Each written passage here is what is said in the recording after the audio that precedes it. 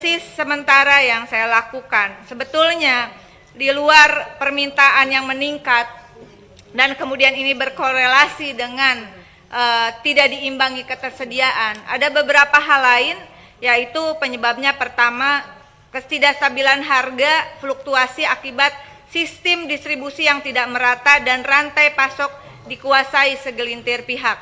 Yang kedua, ada indikasi mafia impor dan kartel yang mengontrol pasokan dan harga sehingga memperoleh keuntungan yang tidak wajar.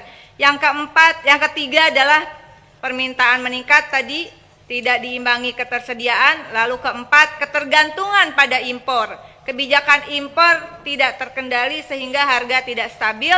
Dan yang terakhir adalah kurangnya pengawasan sehingga adanya praktek monopoli dan penimbunan.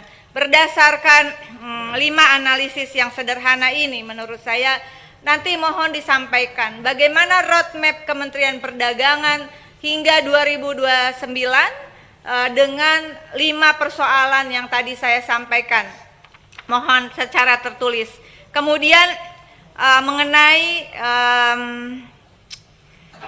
minyak kita, ini juga saya ingin tanyakan. Data yang kami peroleh, karena ini agak susah berkomunikasi dengan Pak Sekjen, jadi kami nyari-nyari data sendiri, Pak.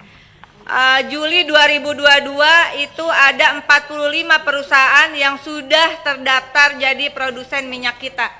Apakah ada perkembangan produsen tersebut, Bapak? Pak Isi, apakah ada perkembangan? Jumlahnya tadi saya dengar ada 80 sekian produsen.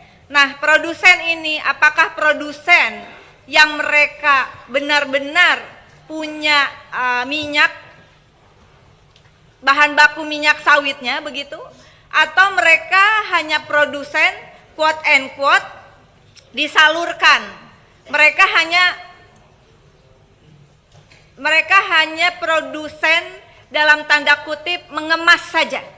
Nah, kami minta ada data mana produsen yang benar-benar dia produsen minyaknya, mana yang kemudian, karena kami dengar di lapangan ada yang terdaftar sebagai produsen tapi sebenarnya dia bukan penghasil minyak, tapi dia hanya kemasan saja, mengemas begitu.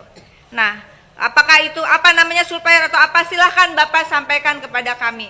Nah, yang artinya ini saya izin produsen minyak kita ini adanya di Kemendag, Bapak? Di perindustrian. Jadi Kemendag hanya meng-approve saja, menerima aja begitu?